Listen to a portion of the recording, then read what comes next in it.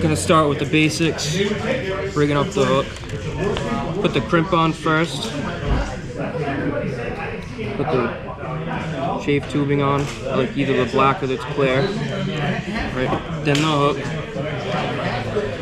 Right through. I like to use at least an inch to 1.5 inches of chafe tubing, just for purposes of the pressure on it. You know, you want to have enough so it doesn't break it. Put it all the way up.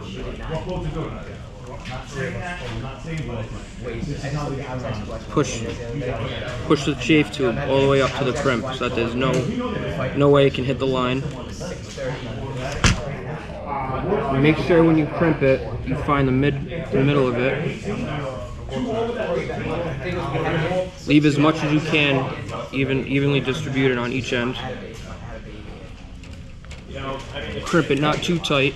Crimp it to the point where this line should be going away from this line. So if you hold it, it should almost make like a V. If it's not doing that, it's not crimped tight enough for the biggest. Cut the end.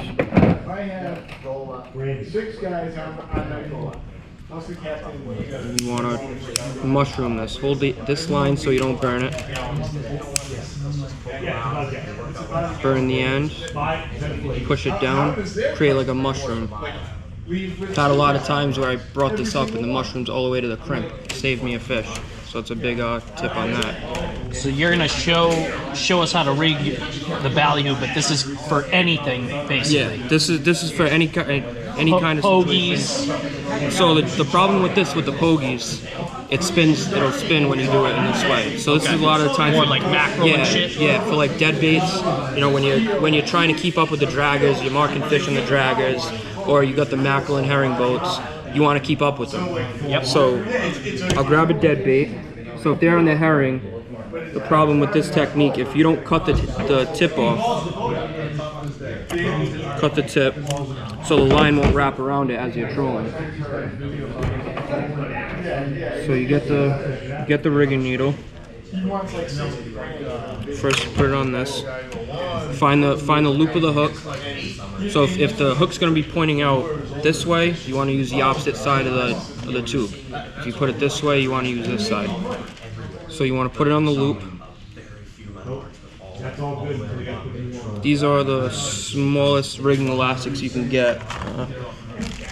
Crafty. So you want to get the needle. Right. Create a cinch on the loop. Right.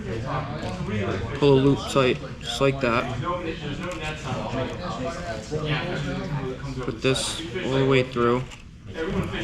Find the mouth, right? To keep it closed. If you don't close the mouth and you troll these, it's gonna open it and it's gonna make the bait spin. It's not gonna swim right. So go from the top down.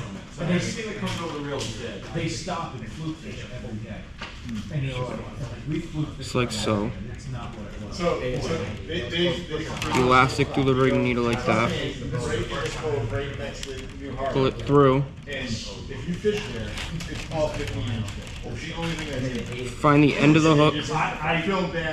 Put it through the elastic like so. Push it over the eye. Twist it. Make sure the eye is on top of the head, just like that. And then you hook it in the back.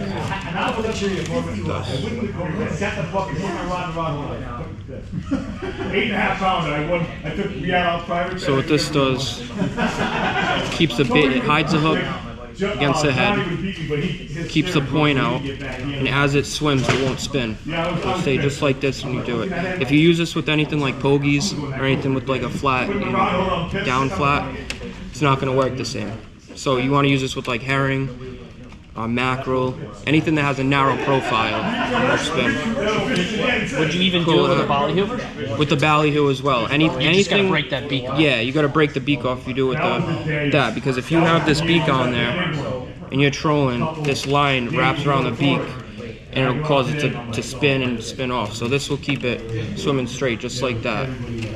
Obviously, you don't want to do it with live bait because the mouth, you know, you got to keep the mouth open. But anything dead, you know, like I said, trying to keep up with the draggers, trying to keep up with the mackerel and herring boats, this is a good way to do it. So about a, you know, 15 to 20 foot leader, and then you put a weight on it, cinch the weight onto the line. So say you're marking fish at, you know, 50, 60 feet, pull from the weight, pull 50, 60 feet, put a balloon, let it out, you know, a few hundred feet from the boat, bump troll it. You know, if it's 60 feet apart, I'll count to 60. I'll bump it for 60, put it in neutral, and I'll just let it sit there for 60 seconds. So what this does is, it's pulling it, it pulls the bait up, and for that 60 seconds with the weight, it'll pull it down like this. And a lot of the times, the hits you get are as it's coming down, you know. So that's one way to rig a dead bait. I'm gonna show you how to rig something like you know, pogies or, you know, bluefish, anything like that you hook in the back. So a lot of the times when it's finished, sometimes you don't need to do this, but when the fish are really finicky and you need to hide that hook, same thing. You get the elastic, put it around the loop.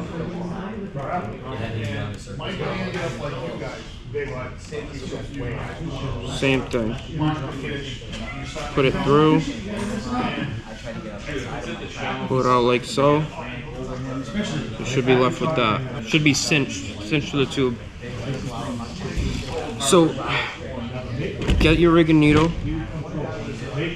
Put it through the elastic. If you're gonna hook the bait way back here, run this through the back, pull it out, get the end of the hook like this, push it through the loop, pull it down. Should be left with that. So what this does, it takes the pressure point off of the hook, and the pressure point is right here. Pull the elastic, measure where it needs to be. Pull the elastic to that. Hook it in the back. Boom. What this does now, so that hook's not all the way out. All that they see is this. It's the chafe tube and the crimp. And obviously, if it's blacked out or however you do it, you know, that's all they're seeing. They're not seeing the hook swinging, and it's also not, if it's rough, you know, all that pressure going up and down on that bait isn't going to rip the bait out. It's going to be tight to the back. You're doing so this it has a lot of dead bait. This with dead bait or live bait. Or live. Yeah. Okay. With the live bait, you got to be a little quicker with it. You know, you got to do it really quick. But that's, you know, that's key to finesse right there. That's hiding that hook big time. Yeah.